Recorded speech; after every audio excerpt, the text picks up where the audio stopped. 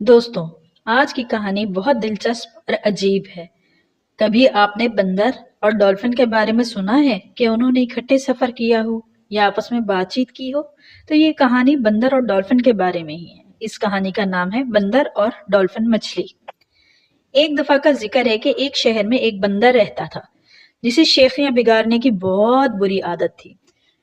وہ ہر بات کو بڑھا چڑھا کر بیان کرتا، دوسرے بندروں کے سامنے کہتا، تمہیں پتا ہے جب میں جنگل میں ہوا کرتا تھا تو وہاں سب جنگل کا مجھے شہزادہ کہا کرتے تھے۔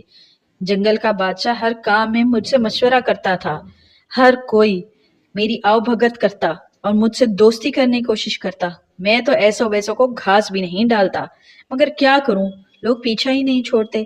سچی بات یہ تھی کہ بندر کبھی جنگل میں گیا ہی نہیں تھا، وہ پیدا ہی شہر میں ہوا تھا اور اب شہر کے ایک گھر میں پالتو جانور کے طور پر رہتا تھا۔ اس کے مالک نے